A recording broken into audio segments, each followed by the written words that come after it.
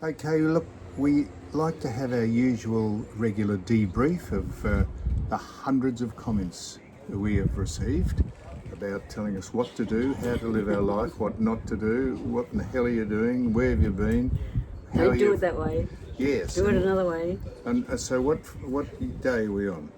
Day 68. That's one of the big people say it's not day 68, it's day 69.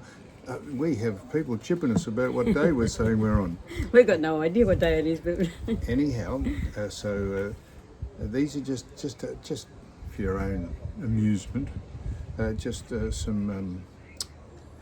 some comments people ask us or tell us.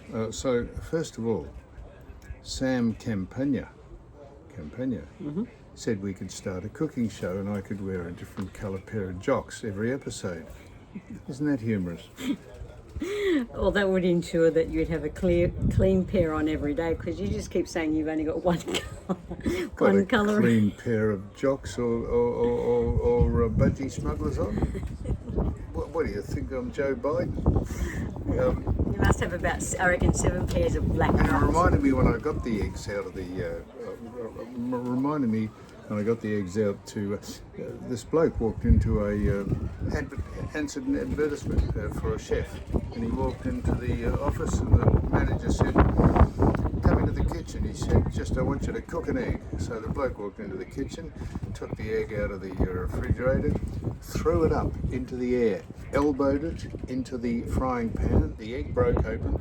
The yolk went into the pan, the shell dropped down onto the back, almost on the floor. He kicked it up with his heel into the air and headbutted the shell into the bin on the side. And the boss said, "My," he said, "that's extraordinary." He said, "Do that again."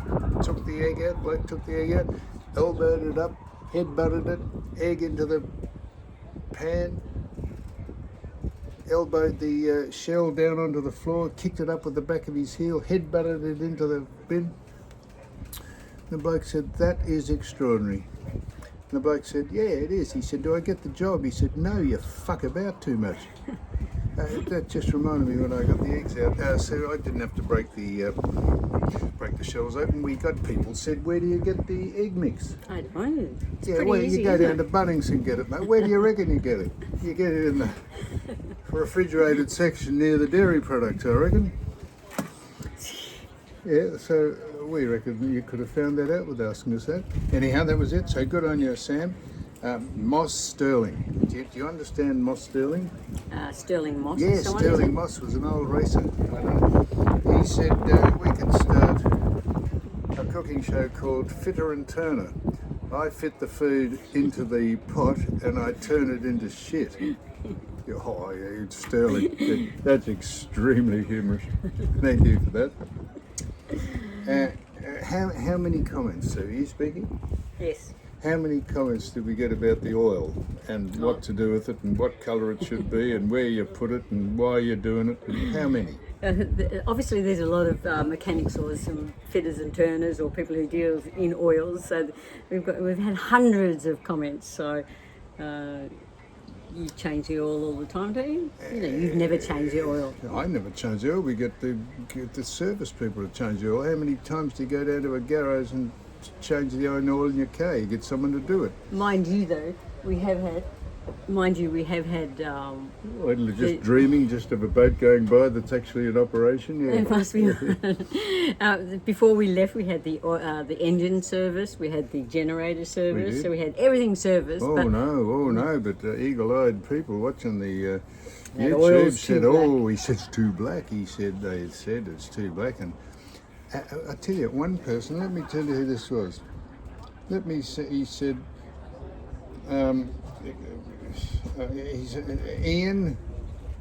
I can be a psycho. Yeah, I can be a psycho. He said, he told us how to pour oil out of a barrel. He said, you don't have the lip at the bottom, you turn the barrel, you have it come out at the top, and therefore it doesn't go quill, quill, quill. It just pours straight out.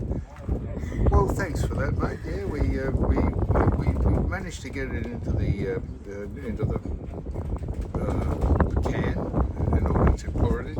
And someone said, "Oh yeah, have a listen to this, and I did this. Someone said you shouldn't be driving the boat. That's the wind blew there, but that's the good. I got the camera resting on the cone of silence, and the wind blew the cone. Someone said you shouldn't be driving a boat unless you can educate yourself. Nobody said to educate yourself about engines. Are you serious?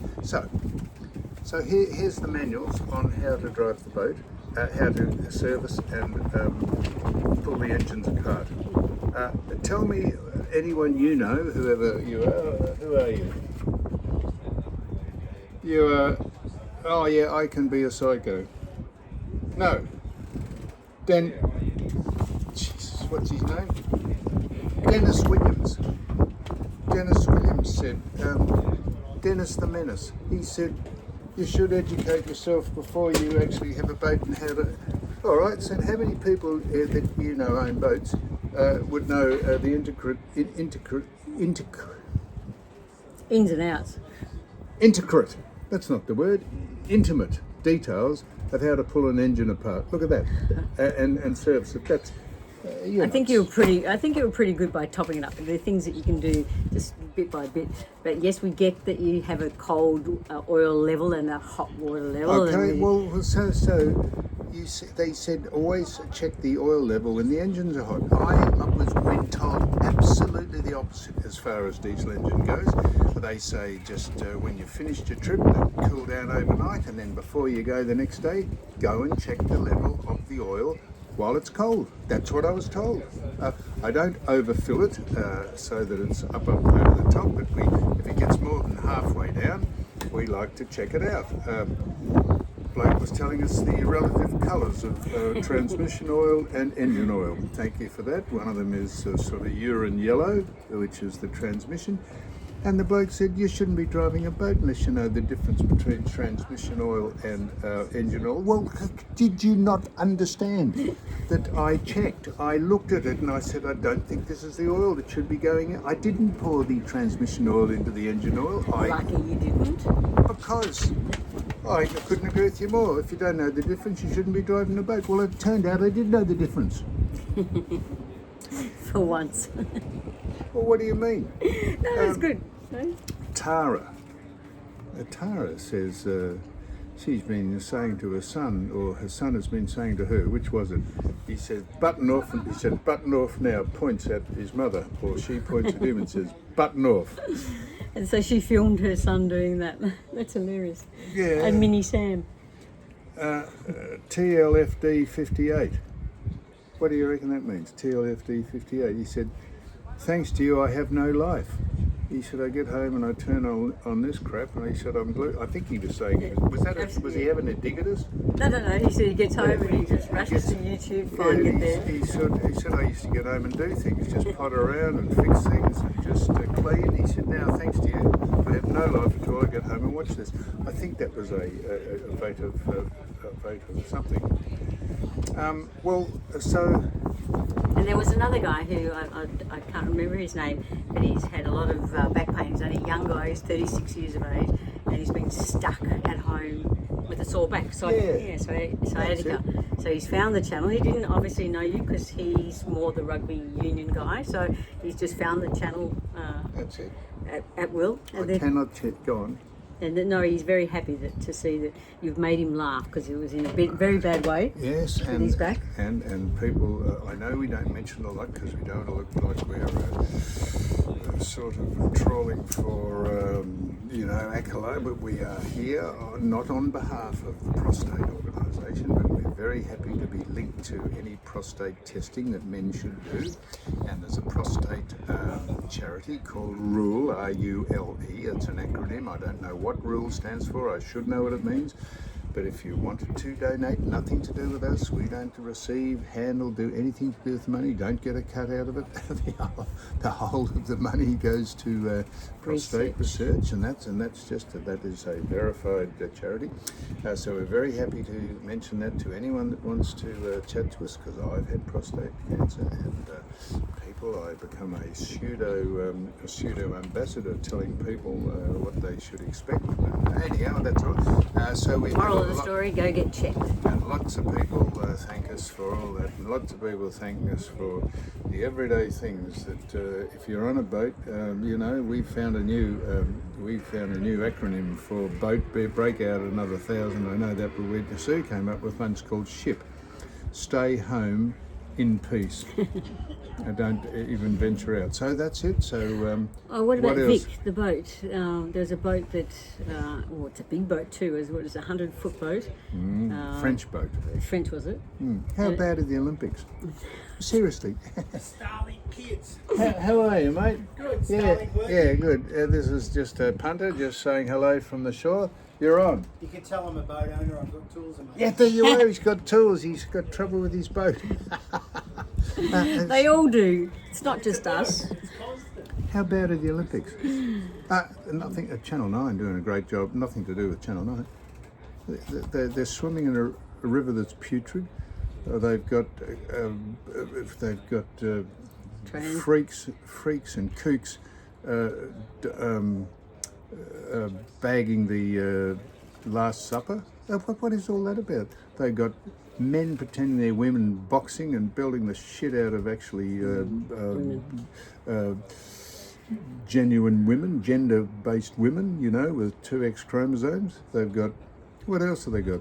They've got ridiculous events that, Jesus, what about the skateboarding and the BMX? Does anyone stay on any of those equipment? What is that about?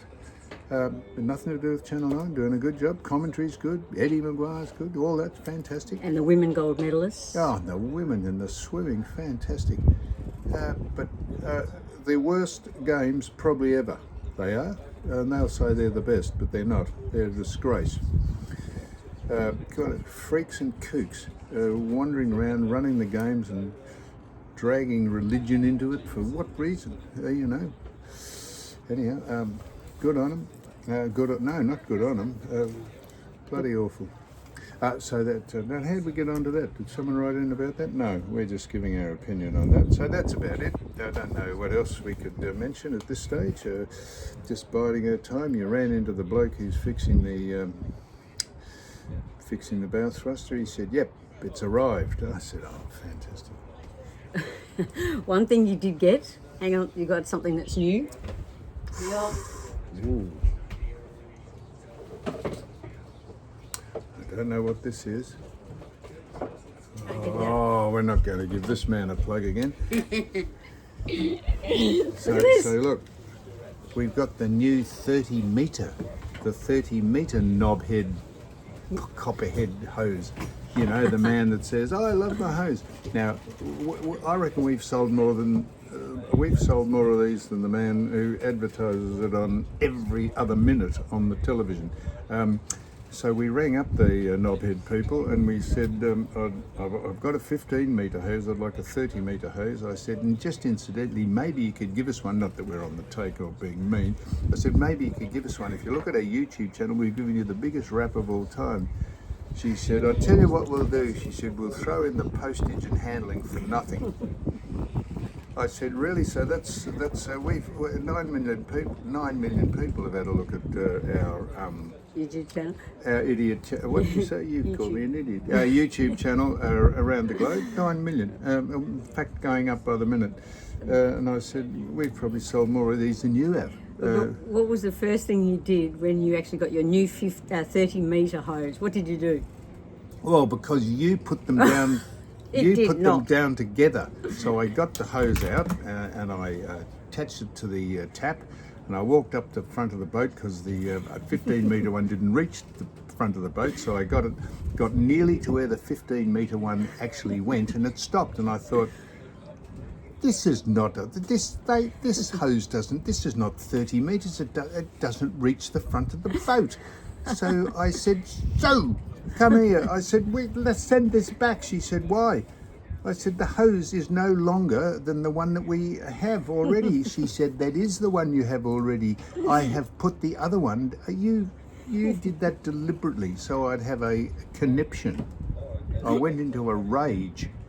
And I started to slander the knobhead people, or whoever they are, where to make them. Anyhow, we've got the new one. It's 30 metres long and it's beautiful.